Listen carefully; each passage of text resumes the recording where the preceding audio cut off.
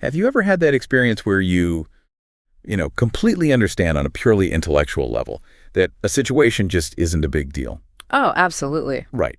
But then your body reacts as if a literal tiger just walked into the room. Like it's a life or death situation. Exactly. Yeah. I mean, think about spotting a minor typo in an email you just hit send on to your boss. Oh, the worst feeling. Just that instant dread. It is. And your logical brain is sitting there saying, hey, this is fine. It's not the end of the world. It's a typo. Right.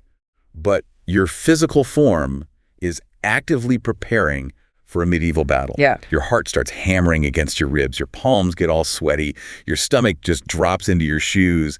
And your breathing gets incredibly shallow. All for a misplaced comma. Right. You know you're safe. You know it's a formatting error. But your nervous system is absolutely convinced that you are in mortal peril. It is such a universal human experience and honestly a deeply frustrating one. It really is. We walk around with this massive, glaring disconnect between our rational, conscious assessment of a threat and our biological, embodied reaction to it. Yeah, we're sitting in an ergonomic chair staring at a glowing rectangle. Exactly. You are surrounded by climate control, completely safe from predators. Yet your biology is literally screaming at you to run for your life or fight to the death over a spreadsheet. So today, we're going on a mission to figure out exactly why that happens. It's a big mission.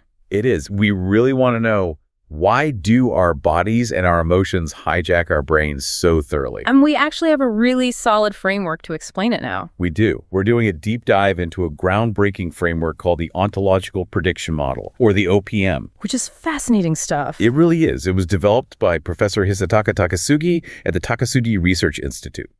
And we're working from a really specific piece of his research today titled The Predictive Architecture of Disturbance and Change.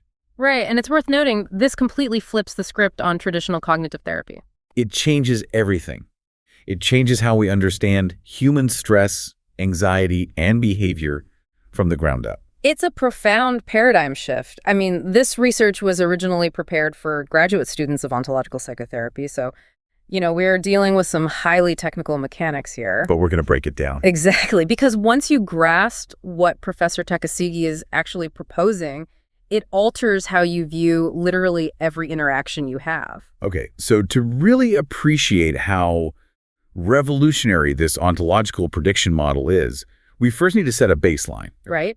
We have to look at the traditional model of psychotherapy that this new framework is actively trying to upgrade. Because to know where we're going, we need to know where we've been. Exactly. When I was looking through the background on this, the standard accepted way we've historically thought about this disconnect between thoughts and feelings basically comes down to Albert Ellis. Yes, the ABC model. Right, the ABC model. This was part of rational motive behavior therapy, and it's been the gold standard for decades. And the sequence is just A, then B, then C. It's elegantly simple on the surface. It is. Though, for a very long time before Ellis, people operated on an even simpler assumption. They thought that A caused C directly. Okay, let's unpack that. What are the A and the C? So in this model, A stands for the activating event. That's the thing that happens in the external world. Like getting critical feedback. Right, or realizing you sent the typo. Got it. And then C stands for consequences, the emotional and behavioral results. So the anxiety, the racing heart, the urge to hide under your desk. Exactly. So the old assumption, pre-Ellis, was simply that the bad event caused the bad feeling. Which, I mean, that feels entirely intuitively true to lived experience. It does feel that way. Yeah, when my boss criticizes my work, I feel awful. The criticism caused the pain. It feels like a direct, undeniable cause and effect. It absolutely feels that way in the moment. But Ellis's foundational insight, and this genuinely changed the field of psychology, was that events do not directly cause our emotional reactions. The A doesn't cause the C. Exactly. There is a middle step. And that brings us to the B. Which stands for beliefs, right? You got it. According to the traditional ABC model, it is our beliefs about the activating event that determine how we feel and behave. Oh, okay. So it's not the critical feedback itself that makes you panic. No, it's your conscious belief that says, critical feedback means I am a failure, I'm going to be fired, and I'll end up living in a van down by the river. So the traditional logic dictates that if you want to change the consequence, like if you want to stop feeling anxious, you just need to change the belief. That's the idea. You identify the irrational thought, you dispute it logically, and you replace it with a rational one. Right. You tell yourself critical feedback doesn't mean I'm a failure. It's just an opportunity to grow and improve. And boom, you're supposed to just feel better. That is the traditional cognitive approach in a nutshell. Identify, dispute, replace. If you change your mind, you change your feelings. I have to say, reading that on paper, it sounds fantastic. It sounds great. It's clean, it's logical, and it gives you a sense of control.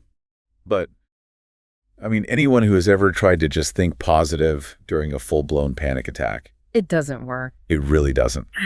Or if you've tried to rationally talk yourself out of a deep, spiraling well of shame, you know that something massive is missing from that equation. Yeah, the body just doesn't buy it. You could repeat this as an opportunity for growth in your head 100 times, but your hands are still shaking. Your stomach is in knots. And you still feel like you're going to throw up. Exactly. Your body is basically calling your conscious brain a liar. And that specific lived experience, that total failure of the intellect to soothe the body, is exactly the gap that the ontological prediction model fills. Okay, so how does Takasugi fix this? Does he just throw out Ellis's work? No, not at all. He agrees that the external event doesn't directly cause the disturbance, but he completely redefines the B in that equation. He redefines the belief. Right. He says the primary causal mechanism of our distress is not a conscious belief. It is not a sentence you are saying in your head. Wait, really? What is it then? It is a pre-conscious embodied prediction. A prediction. Okay, that is a massive pivot. It is. So, according to this, we aren't just thinking machines passively analyzing the world as it happens. No, we are fundamentally prediction-generating systems. We are predictive organisms down to our very cells. Exactly. Long before a conscious thought forms in your mind, your biological system is already anticipating what reality is going to be like. Yeah. And this introduces the core concept of the research, which is the Ontological Operating System, or the OS. The Ontological Operating System. I love that term. When I read that, it instantly made me think of a smartphone. It's a great analogy. It's like the background software running everything else, right? Yeah. Silently managing resources without you ever noticing. If you take that smartphone analogy a step further, it perfectly illustrates how the OS functions. The OOS is the generative architecture through which your entire lived reality is produced. Okay, break that down for me. It is relentlessly predicting what reality will be like, what it requires of you, what it permits, and what it threatens. But crucially, these predictions aren't hypotheses held in your mind. No, you aren't consciously sitting there guessing what will happen next. These are embodied anticipations. Okay, let's explore the mechanics of that. If I'm not consciously thinking it, how am I predicting it? Let's go back to your smartphone analogy. Okay, so my phone's operating system learns my habits, right? It knows I open my email at 8 a.m. every morning. Right. So at 7:59, it doesn't just sit there waiting. It actively preloads the app in the background. Exactly. It draws power from the battery, it allocates RAM, it warms up the processor for the email app before my finger even touches the screen. Is that what our bodies are doing? That is a brilliant way to conceptualize it. Your smartphone shapes its internal physical environment in anticipation of a future event. It alters its physical state based on a structural prediction. Yes. And your ontological operating system does the exact same thing to your biology. These embodied predictions shape your autonomic tone. Autonomic tone, meaning like my nervous system. Right. They dictate your emotional readiness, they prime your muscles, adjust your heart rate, dilate your pupils, and release hormones long before you are consciously aware of the situation you are walking into. Okay, so let me apply this. If my OOS predicts that an upcoming meeting with my boss is going to be a threat, like a threat to my status or my livelihood, my body is preloading the fight or flight app. Precisely. My heart rate goes up, my muscles tense, my digestion slows down to conserve energy, and all of this happens before I've even opened the conference room door. Or single conscious thought about the meeting. That is wild. I'm physiologically anticipating the reality my system expects to encounter. And this brings us to the specific causal sequence that the OPM lays out for how we actually experience reality. It operates in a 4-step chain. Okay, what are the 4 steps? Ontological prediction leads to prediction error, which triggers an immediate organismic response, Right. which is finally followed by reflective interpretation. Got it. So we've covered the first step, the ontological prediction. That's the body preloading the app and setting the physiological stage. Exactly. Walk me through what happens when we hit step 2, the prediction error. Step 2 is when you actually encounter reality. The event happens. The meeting starts. Right.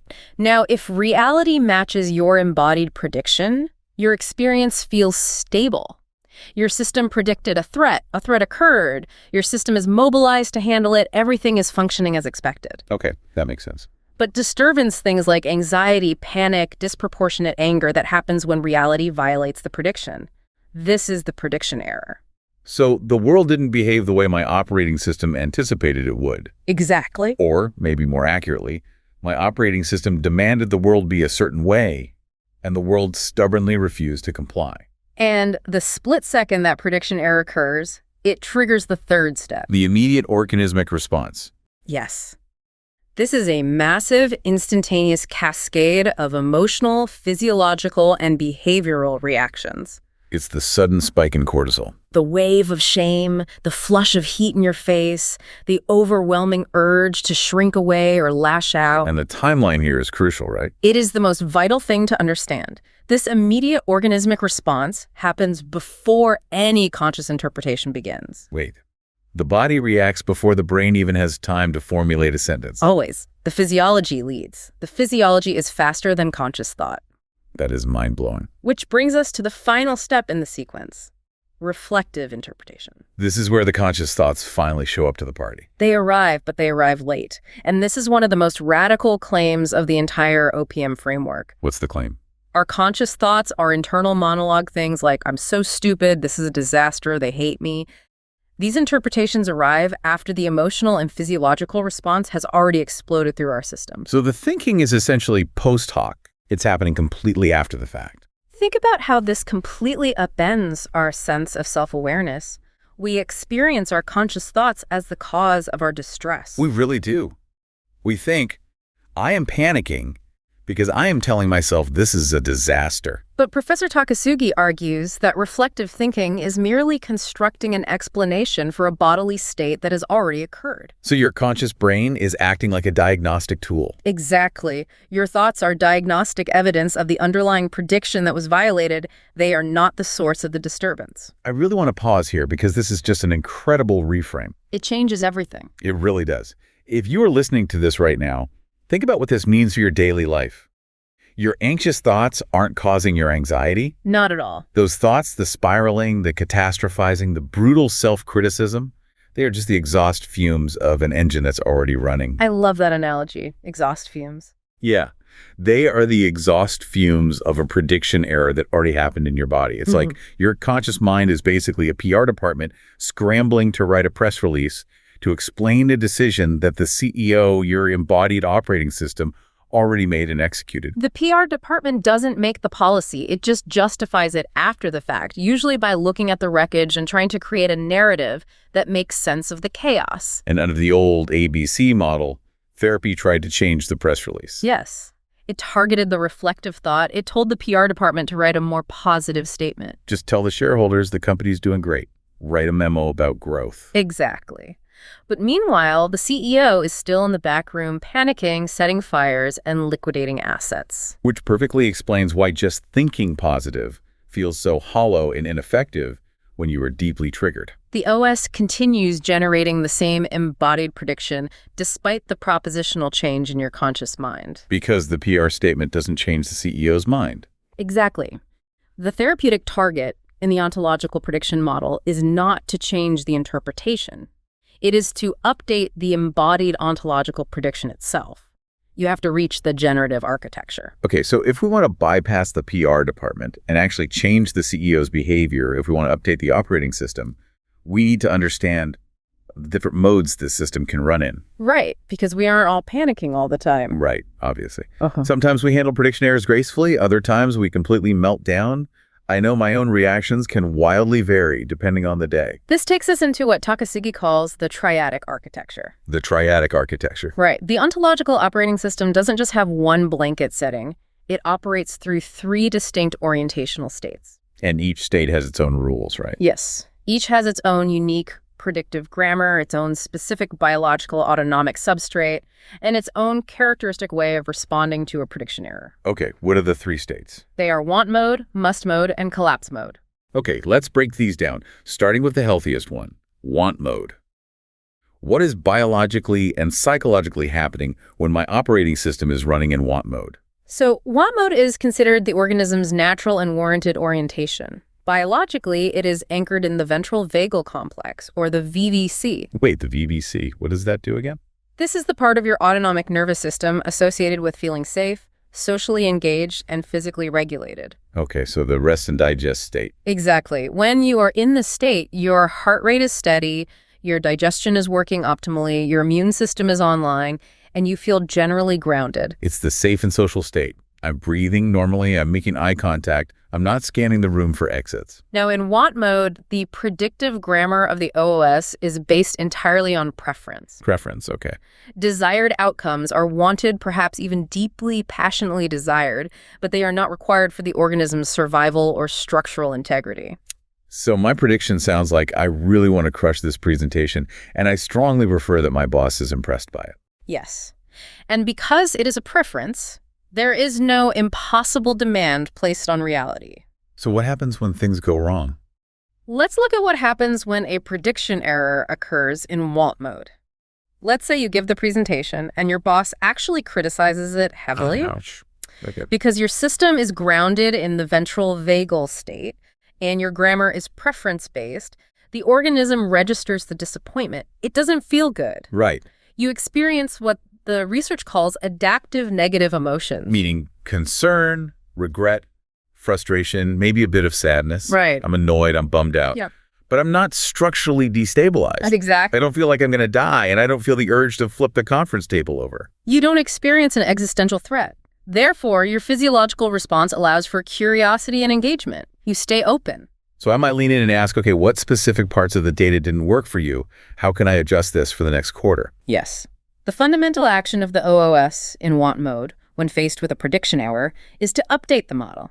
It takes in the new, unpleasant information and revises its future predictions to be more accurate. It's learning. Yeah. It's doing exactly what a good operating system should do, downloading the patch, fixing the bug, and moving on. Precisely. But then we have the second state, which is where things get volatile. Right. Let's talk about must mode. Must mode is a completely different biological and psychological reality. Biologically, it is driven by the sympathetic nervous system, the SNS. And the SNS is the mobilization system, right? Yes. This is the classic fight or flight response. Your body is flooding with adrenaline and cortisol, your heart rate spikes, and blood rushes away from your digestive tract and prefrontal cortex. Where does the blood go? It heads straight to the large muscle groups in your arms and legs. Oh, wow. The tiger has entered the chat. The tiger is definitely in the room. Yeah. In must mode, the predictive grammar shifts from a strong preference to an absolutistic demand. Desired outcomes are no longer just wanted, they are absolute necessities. So instead of I want to do a great job, the prediction morphs into I must perform perfectly and my boss must validate me, or else I am fundamentally worthless and my life is over. Exactly. And when reality violates a must mode prediction, when the boss gives that exact same critical feedback, the organism does not update. It defends. It defends. Because the outcome was framed as a survival necessity, the prediction error is registered by the body as a literal threat to your life. So the emotional response isn't just disappointment. No, it's intense anxiety, explosive anger, or crushing, paralyzing shame. You engage in defensive behavior, you might argue back aggressively, you make excuses, you storm out. Or you compulsively over-apologize and grovel. Yes. Because I am fighting the reality that just occurred.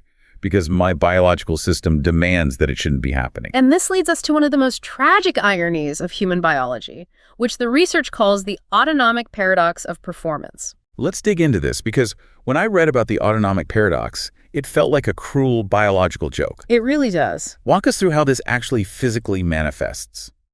Think about what happens when you are in must mode. You are demanding a certain outcome. You tell your body, I must give a perfect presentation to keep this job. Right. Because the stakes have been artificially raised to life or death, your sympathetic nervous system activates to protect you. It floods you with anxiety, tension, and mobilization energy. Okay, so I'm keyed up. I'm ready. But the paradox is that this very state of high anxiety, this SNS activation, actively degrades the exact cognitive and performative capacities you need to succeed. So the anxiety is trying to help me, but it's actually making me worse. How does it degrade performance on a physical level? When the SNS takes over, it prioritizes gross motor skills, running and fighting over fine motor skills and complex thought. Because you don't need complex thought to run from a tiger. Exactly. Blood flow literally shifts away from the prefrontal cortex, which is responsible for executive function, creative problem solving, and nuanced social engagement. Oh, wow. You experience literal and metaphorical tunnel vision. Your peripheral vision drops, your hearing might narrow, you lose the ability to read subtle social cues from the audience. And your voice shakes. Yes, because the muscles in your larynx are tight, preparing to scream. Your working memory recall plummets, which is why you suddenly forget the statistics you memorized perfectly the night before. So my body is sacrificing my intelligence, my memory, and my social grace just to give me the physical energy to punch a tiger or sprint away. Yes. But I can't punch my PowerPoint slides. No, you can't. And I can't sprint out of the boardroom. So the very anxiety that is trying to ensure I perform perfectly is the exact mechanism that guarantees I will perform worse. The autonomic cost of must mode actively destroys the resources you need to achieve the goal you are so desperately defending. That is just brutal. Contrast this with want mode. In want mode, because you aren't flooded with SNS activation, your full range of cognitive, social, and performative capacities remains fully online and available. Because I feel safe. Right. Want mode structurally enables higher concentration, better recall, and greater endurance because you aren't burning all your metabolic energy fighting an imagined existential threat. Okay, I have to push back on this a little bit. Sure. Because if must mode is so destructive to performance, how do you explain elite performers? That's a good question. Think about top-tier athletes or billionaires or notoriously demanding CEOs. They seem to operate entirely on I must win or I must succeed. We kind of romanticize that relentless, obsessive drive. It feels like must mode is the actual engine of human greatness. Aren't we risking mediocrity if we just stay in a preferential want mode? It's a crucial distinction to make, and it's a very common misunderstanding of what drives elite performance. We often confuse a high-intensity want mode with must mode. Wait, there's a difference. Huge difference. Let's look at elite athletes. When an athlete is in a flow state where they are performing at the absolute peak of human capability, reacting instantaneously, seeing the whole field, they are biologically anchored in the ventral vagal complex. So they are in want mode. Yes, they are in want mode. Their desire to win is massive, it's intense, but their nervous system is not registering failure as literal death. Oh, interesting. If an athlete slips into must mode, if they think, I must make this free throw or my life is over, what happens? SNS floods them. Exactly. Their fine motor skills degrade, they get tunnel vision, they overthink the mechanics. In sports, this is called choking. Oh. Choking under pressure is the literal manifestation of must mode. It absolutely is. That makes so much sense. So the CEO who is screaming at their employees and burning out their staff might achieve short-term results through fear, but they're doing it while degraded. Right. They are operating with diminished creative capacity. True, sustainable high performance requires the neurological flexibility of want mode. Must mode might give you a burst of desperate brute force energy, but it destroys nuance, creativity, and endurance. Which perfectly transitions us to the grim conclusion of what happens when you burn that brute force energy for too long. Yes, the third orientation in the triadic architecture. Collapse mode. Collapse mode. What happens when the system just can't take the must mode demands anymore? Collapse mode is linked to the dorsal vagal complex, or the DVC. This is the most phylogenetically primitive layer of our autonomic nervous system. What does that feel like? It is associated with immobilization, shutdown, numbness, and dissociation. If you think about the animal kingdom, this is the mouse going limp and playing dead when it's caught in the jaws of a cat. So we've traveled from rest and digest in want mode to fight or flight in must mode, all the way down to freeze and shut down in collapse mode. And a vital clarification from the research is that collapse mode is not an independent primary orientation. Meaning you don't just start there. Right, you don't usually just jump into it out of nowhere. It is a derivative of must mode. So it comes from being in must mode too long. Yes. It emerges when a person has been in a prolonged, unsustainable state of must mode mobilization. You've been fighting, demanding, stressing, and flooding yourself with cortisol for weeks, months, or years, and eventually the biological system just burns out. It can no longer sustain that level of autonomic arousal without killing you. The battery is completely dead. The phone has shut itself off to prevent overheating. So what happens to the predictive grammar then? The predictive grammar shifts from absolutistic demand to profound futility. The prediction becomes, nothing I do will make any difference. Oh, that's dark. The desired outcomes aren't demanded anymore. They are predicted as utterly unattainable or pointless. So the organism stops fighting and just withdraws. It disengages. So what happens when a prediction violation happens in collapse mode? It isn't met with anger or panic. It is just experienced as a dreary confirmation of helplessness. See, I knew it wouldn't work out. It never does. Why bother? For you listening, have you ever cared so much about a project or a relationship or a job that you stressed yourself out intensely, demanding perfection, fighting every little battle, until one day you just woke up and felt completely numb? It's so common. Like a switch was flipped and you suddenly couldn't care less about any of it. That's not you just randomly changing your mind. Right. That is your biology forcibly shifting you from must mode into collapse mode to protect your organs from the toxic stress of constant mobilization. It is an emergency brake pulled by your nervous system. And clinically, this tells us a lot about the path to recovery. How so? The research notes that the clinical direction of travel is almost always from collapse mode, back up through must mode, and finally into want mode. Wait, you have to go back through must mode? Yes, you can't jump straight from total numb shutdown into healthy, vibrant curiosity. You have to wake the system back up, move through that mobilization energy, which often means experiencing anger or anxiety again before you can downregulate into safety. That is fascinating. Okay, but let me ask you this. If must mode degrades our cognitive performance, floods us with toxic stress hormones, makes us miserable to be around, and eventually forces us into biological collapse, why on earth do we default to it so often? It's a fair question. Why does the human operating system even have this buggy, destructive software installed? It feels like a massive evolutionary flaw. If we look at this through the lens of evolutionary biology, we see that must mode isn't buggy software at all. It's not. No, it is an incredibly successful, highly optimized threat detection and mobilization system. Professor Takasugi is very clear on this point.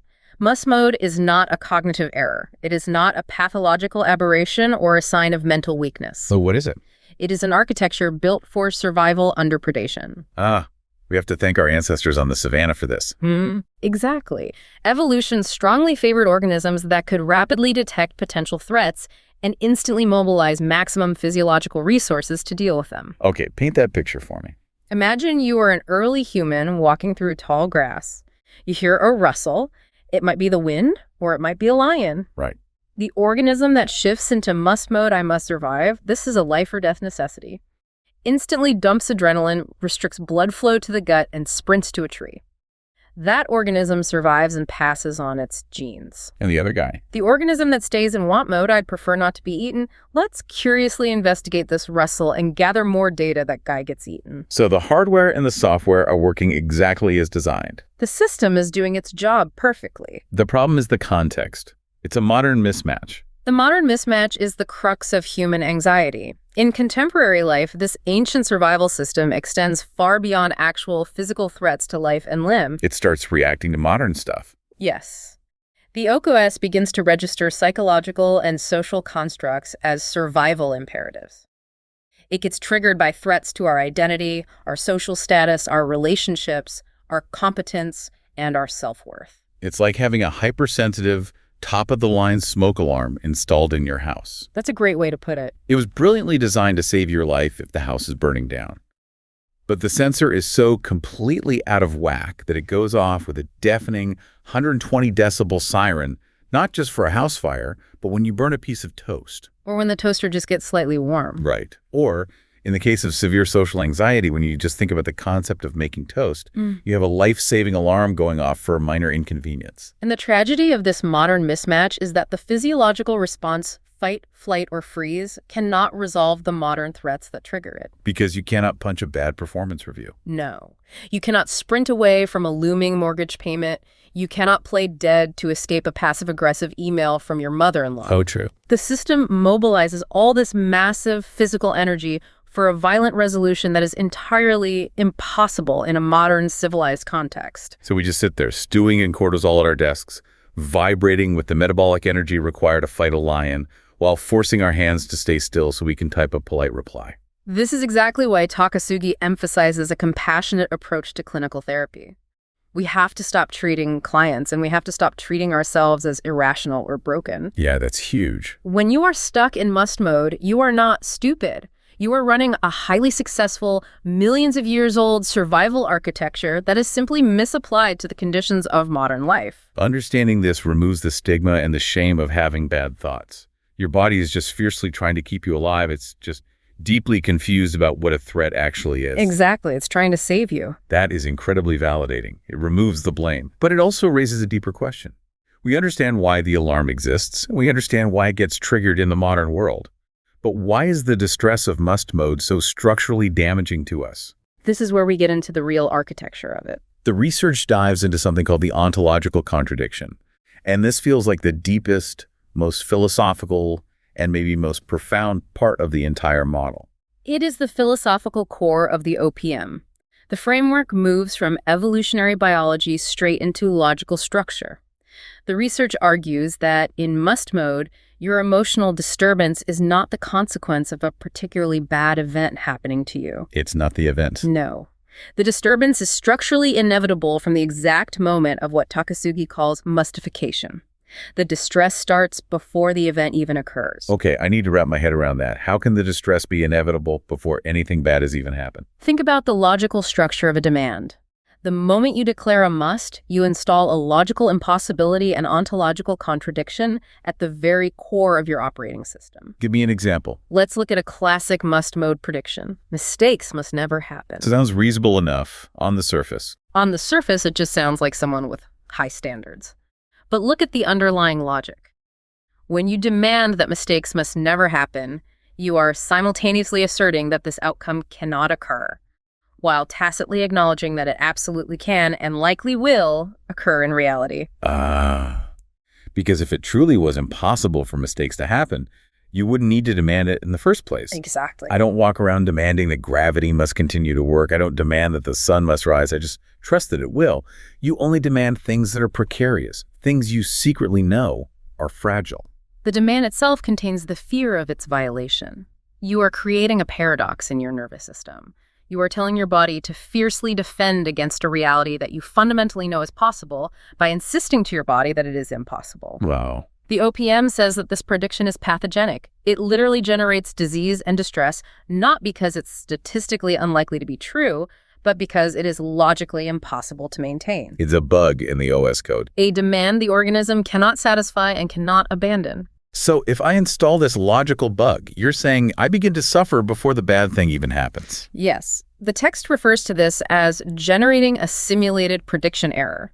Because you have installed this contradiction, your body begins rehearsing the prohibited possibility as if it were already partly real. So this is like lying awake in bed the night before a presentation. Yes. Sweating, your heart racing, anticipating the failure that must not happen. You are suffering the autonomic consequences of the failure before you even step on stage. I am literally torturing myself with a simulation of a future that hasn't happened. My body is fighting a ghost. You are. And then, if reality actually does violate the must, if you do step on stage and make a mistake, it generates an actual prediction error. But this actual error doesn't create the distress from scratch. It just confirms it. It merely confirms and intensifies the structural contradiction you were already suffering from. You were already in pain. Reality just validated the pain. And this structural bug, this logical impossibility, can be pointed in different directions, right? The notes mention 3 characteristic directions of must mode demands. Yes, the contradiction can be aimed anywhere. You can point it inward at yourself. Like I must be perfect, I must not fail, I must be loved by everyone. Right, or you can point it outward at others. They must listen to me. People must treat me fairly. My partner must know what I want. Or point it at the world. The world must be easy. The situation must not be this difficult. Traffic must not exist when I am in a hurry. I'm definitely guilty of that last one. We all are. But regardless of the term itself, others, or world, they all install the exact same structural impossibility. They all demand that reality conform to an absolute decree, and they all produce the exact same predictive embodied disturbance when reality inevitably exerts its own nature and refuses to comply. Okay, this is all brilliantly theoretical, but I want to bring this architecture down to earth. I want to see it in action in real time in a way we can all relate to. Let's put this into a corporate environment. Let's look at the scenario of 2 guys, Mr. A and Mr. B. This is the clearest way to see how the OOS determines our destiny. The scenario is simple. Both Mr. A and Mr. B are sitting in identical performance reviews. They both received the exact same negative feedback on their work from the exact same boss. So the external reality, the activating event in the old Ellis model, is 100% identical for both of them. Identical. Let's put Mr. A under the microscope first. He is running his operating system in must mode. What does his timeline look like as he walks into this meeting? Step 1 is the ontological prediction. Before the feedback is even spoken, Mr. A's system is operating on a rigid demand. I must do well. My boss must approve of me. There is no other scenario. Mistakes are disastrous to my survival. So he has installed the ontological contradiction. His SNS is already slightly elevated. Exactly. He's set the impossible standard. Then we hit step 2, the prediction error. Reality strikes. The boss says, look, this quarterly report is full of errors. The logic in section 3 is totally flawed, and you need to redo the whole thing this weekend. Instantly, we move to step 3, the immediate organismic response. The OS, running in must mode, recognizes this as a survival threat and defends against the error. Before he even processes the words. Before Mr. A has time to process the English words consciously, his sympathetic nervous system dumps cortisol and adrenaline. He feels a sudden, sharp spike of anxiety, an immediate hot flush of shame, and perhaps a flare of defensive anger. His jaw clenches, his breathing restricts into his upper chest. All of this happens pre-reflectively. His body is reacting as if the boss just reached across the desk and pulled a knife on him. Wow. Now we hit step 4, where the PR department wakes up to assess the damage. The reflective interpretation. The conscious thoughts rush in to explain the bodily state of panic. Mr. A thinks, I'm so stupid. This is unfair. This shouldn't be happening. It's a disaster. I'm going to be fired. My career is over. I can't stand this. And remember, based on everything we've discussed, these thoughts aren't causing the panic. They are the diagnostic signature of the violated must. Yes. They're the PR department writing a hysterical press release to justify the adrenaline dump. And this leads to the final outcome. Enacted behavior. What does Mr. A actually do in the room? Because his system is in full defense mode and the autonomic paradox is degrading his cognitive skills, his behavior will be defensive, rigid, or avoidant. So what does that look like? He might argue aggressively with the boss, making excuses and blaming other departments. Or he might completely withdraw, mumble an apology, go back to his desk, and shut down into a mini collapse mode. And long term. Going forward, he will likely avoid seeking feedback, and he might compulsively overcheck his future work out of pure, exhausting fear. His performance, his creativity, and his working relationships all severely degrade. A total systemic cascade of suffering and dysfunction, all stemming from that initial must. Exactly. Now let's rewind the tape and look at Mr. B.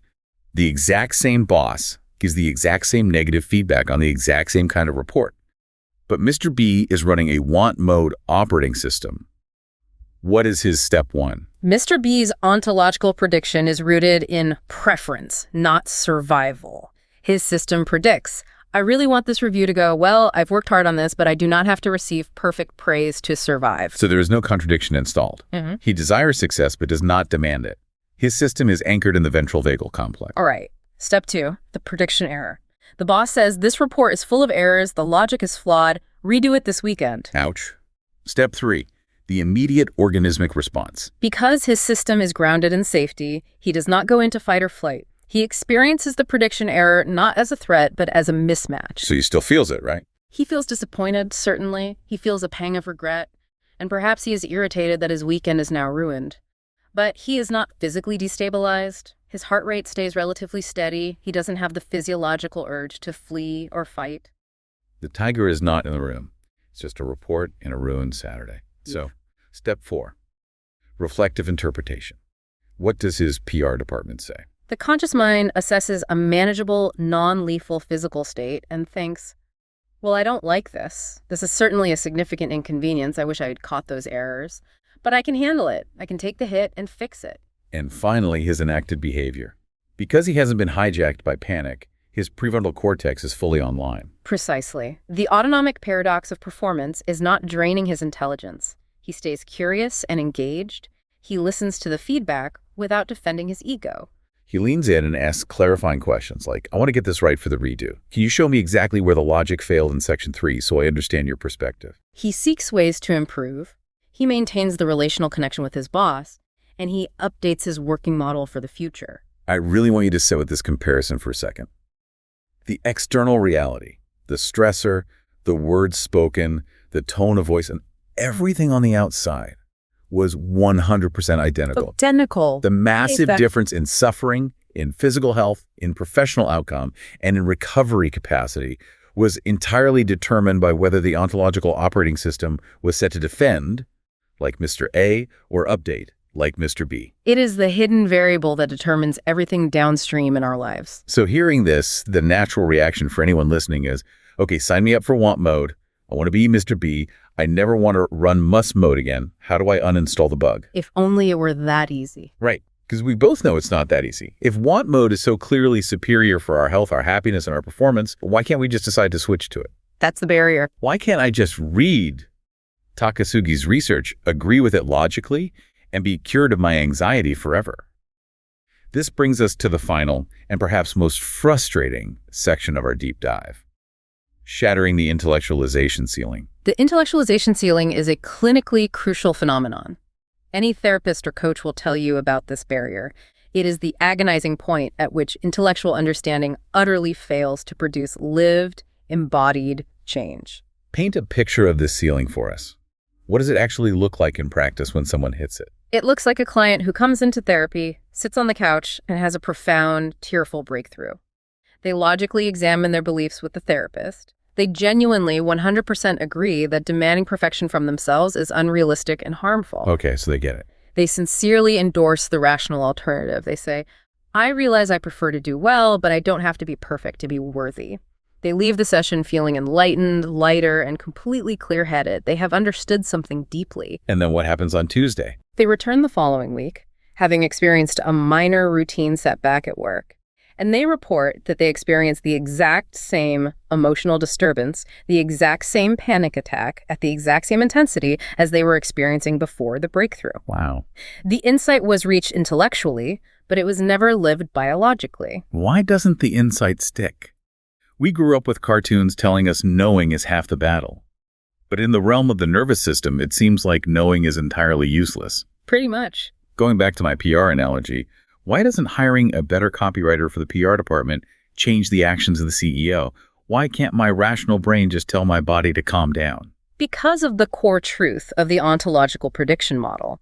The ontological operating system does not listen to conscious propositions. It doesn't listen to logic. No, you cannot talk an embodied prediction out of existence with logic. Yeah. Propositional change, updating a consciously held belief, writing a new PR statement in your head does not reach the generative crier. It doesn't reach the CEO. The OOS operates below the level of language and logic. It operates in the currency of physiology and action. So, you can change what you think all you want, but the OOS will continue generating the old must-mode prediction in your tissues, your muscles, and your autonomic nervous system. And you will continue living in the world that prediction produces. This is exactly why reading 100 self-help books might make you the smartest person in the room about the theory of anxiety, while you are simultaneously having a panic attack in the corner. Exactly. The intellect cannot penetrate the ceiling. So what is the path forward? If logic doesn't work, how do we actually reach the CEO? How do we update the operating system? The research points to a concept called generative embodiment. Generative embodiment, what is that? To update the embodied prediction, you have to reach the generative level. And you do that not through thinking, but through repeated corrective experience. Oh. You have to enact the revised orientation under real conditions. Enacted. Yes. The revised proposition, the want mode preference, must be translated into lived, physical, enacted experience before it becomes a new embodied prediction. You have to prove to the body that it is safe through action, not through words. It's like building muscle memory in sports. You can read a physics textbook on how to hit a perfect tennis backhand, and you can understand the mechanics of the swing perfectly in your mind. But until you go out on the court and swing the racket 10,000 times, your body won't know how to execute it when a ball is actually flying at you at 80 miles an hour. The body requires behavioral evidence. This is why the Takasugi Research Institute's clinical sequence relies on specific, embodied protocols to complement any cognitive work. We can look at the three main components they use. What are they? Behavioral training, or BT, the direct access protocol, or DAP, and ontological agency rehearsal, or OAR. Okay, let's actually walk through what these look like in practice. Let's say I have a severe must-mode fear of public speaking. I demand that I must not look foolish. How does behavioral training, BT, address this? Behavioral training is about intentional exposure to the prediction error. If your demand is, I must not look foolish, BT requires you to safely, intentionally look a little foolish. Oh, wow. Right. You might be asked to give a small speech to a group and intentionally drop your notes or lose your place. You are triggering the prediction error on purpose in a controlled environment to give your system the physical evidence that the mistake does not result in death. Okay, so I drop my notes, my heart rate spikes, I feel the shame.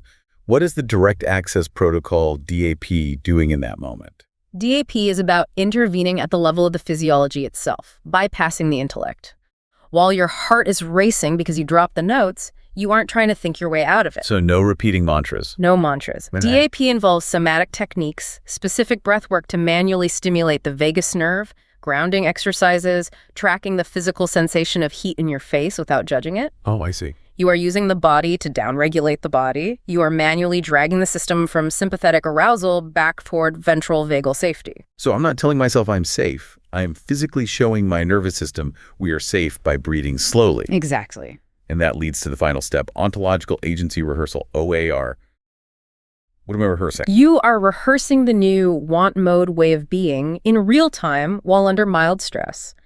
As your physiology settles, you consciously rehearse the posture, the tone of voice, and the actions of someone who prefers to do well but doesn't have to. So what do? You pick up the drop notes, you smile, you make eye contact with the audience, and you say, well, that was clumsy of me, let's continue. You enact the reality of a preference.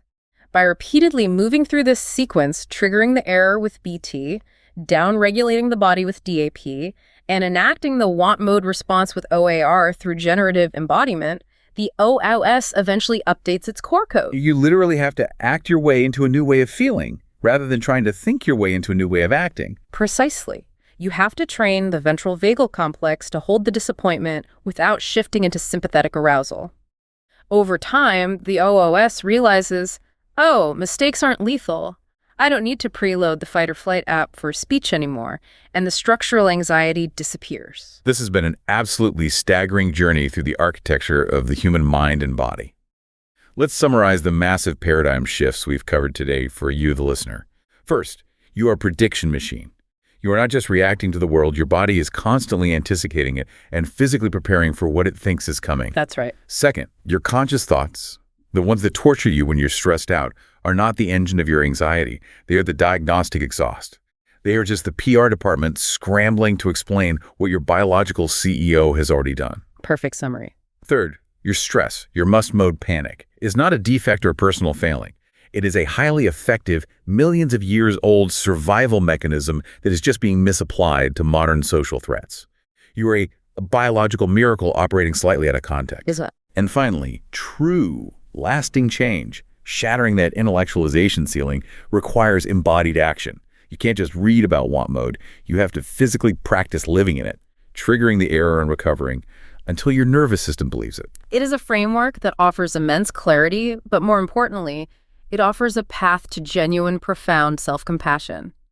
When you understand your explosive reactions as biological predictions rather than moral failings or character flaws, it fundamentally changes how you relate to your own suffering. It really does. It takes the shame out of it entirely. So, to wrap this up, we want to leave you, the listener, with a final thought to mull over. We talked at the very beginning about the typo tiger, that moment you spot a tiny error in an email and your body reacts like you're about to be eaten.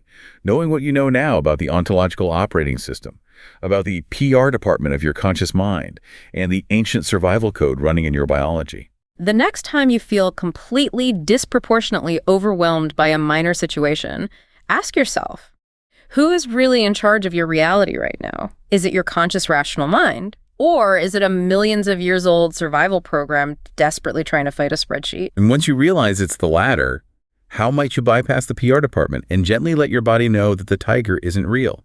Take a breath, update the software, and we'll catch you on the next deep dive.